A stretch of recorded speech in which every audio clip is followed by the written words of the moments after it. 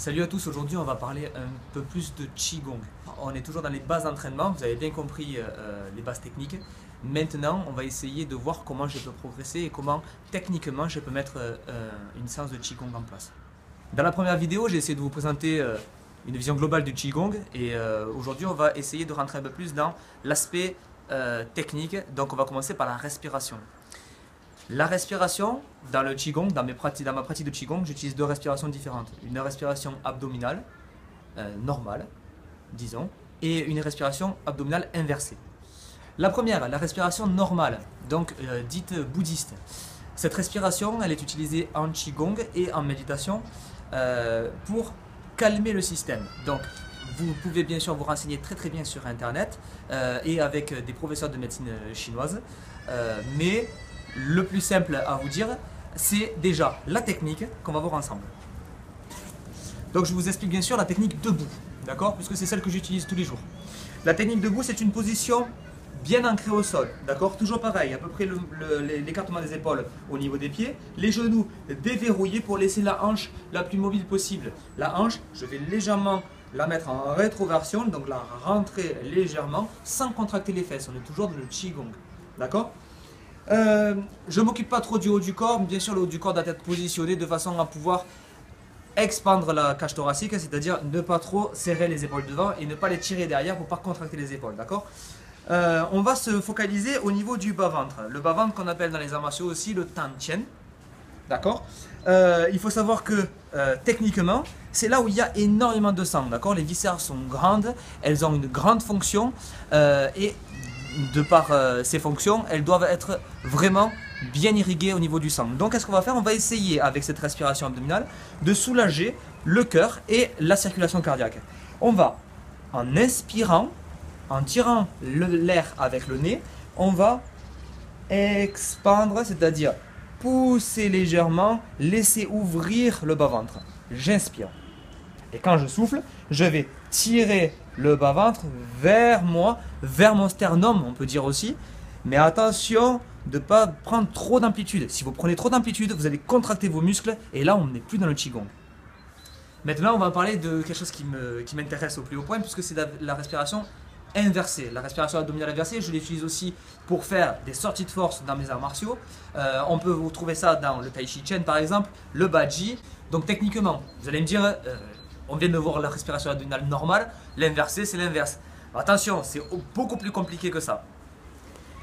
Donc la position, bien sûr, je vais utiliser la même position, assis, bien ancré, la hanche rétroversée, les fesses bien décontractées. Ce qu'il me faut pour ma respiration abdominale inversée, c'est penser que normalement, je vais en l'encontre de mon mouvement diaphragmatique. C'est-à-dire que quand j'expire, normalement le diaphragme descend pour pouvoir gonfler la cage thoracique. Moi, ce que je vais faire, à ce moment-là, je vais rentrer le bas-ventre. Et focalisez-vous bien sur le bas-ventre, parce que si je rentre le sternum pour essayer d'inspirer, je vais au contraire gonfler ma cage thoracique. Je vais faire donc ça. À ne pas faire, et ça à faire. Quand je souffle, je peux pousser légèrement, d'accord? Mais en tout cas, je laisse expandre le bas-ventre. Je vais pousser légèrement. Bien sûr, encore une fois, on est à l'envers de ce mouvement diaphragmatique, puisque le diaphragme est en train de monter pour pouvoir chasser l'air. Moi, je pousse en bas. Attention! Attention dans cette respiration. Quand vous poussez en bas, on a des muscles, donc près de l'anus, qui sont très importants et qu'il ne faut surtout pas négliger. Les muscles du périnée. Ne poussez pas trop fort, ces muscles doivent être entraînés, donc attention à vous. Maintenant que vous utilisiez le premier type de respiration ou le deuxième type, les étapes de l'entraînement, ça va être les mêmes. On va voir ça ensemble. Les étapes de l'entraînement, je me positionne d'abord. Donc la position, elle doit être la plus parfaite possible, c'est-à-dire les épaules bien étendues, d'accord? Je ne vous rappelle pas ce que j'ai dit dans la première vidéo. Maintenant, je suis en position et je vais installer la respiration, celle que j'ai envie. Je respire.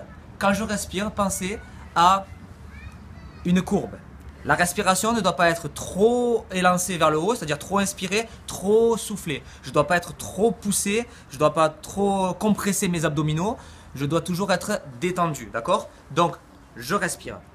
Après, j'essaie de me détendre parce que musculairement, c'est pas facile de se détendre quand on est en position.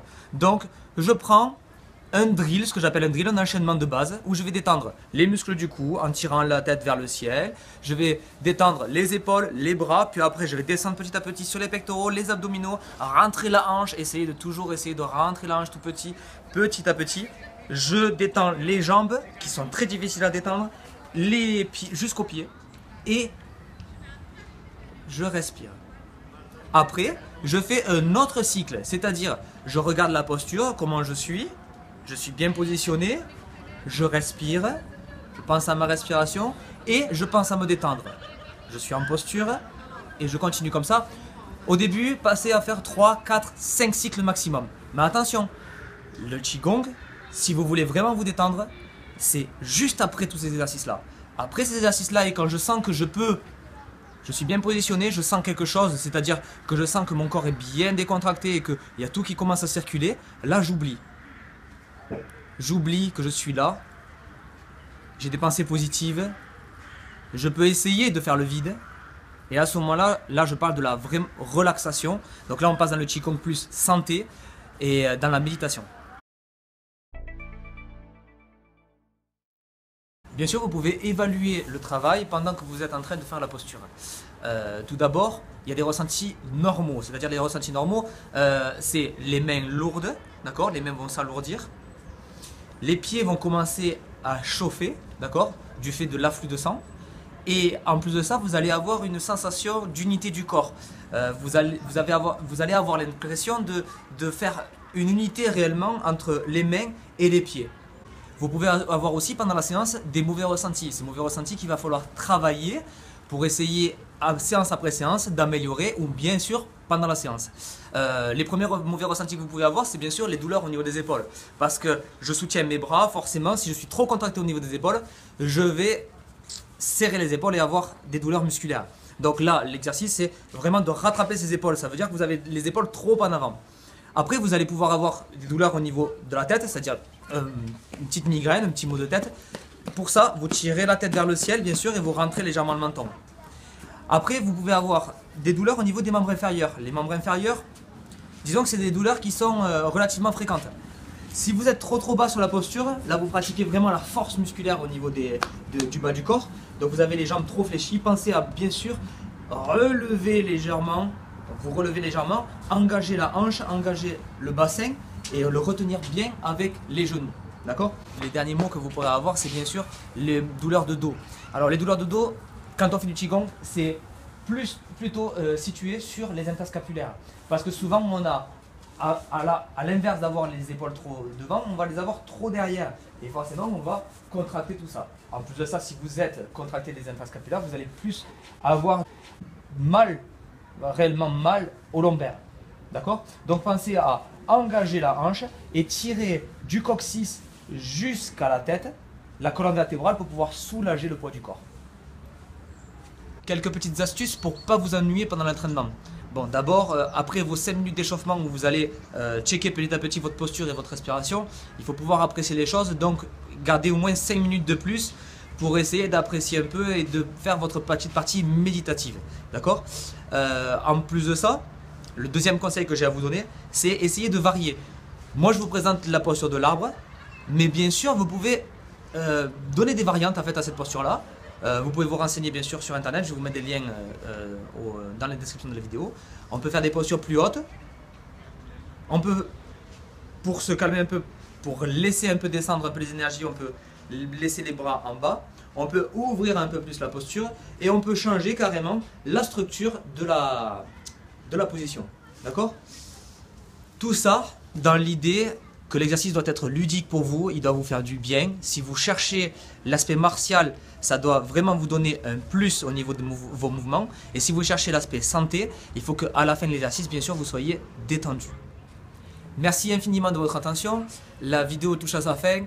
La prochaine vidéo de Qigong sera plus ciblée sur l'aspect santé. D'accord? Donc on se revoit pour la prochaine vidéo. Vous pouvez bien sûr commenter, partager la vidéo. À très bientôt.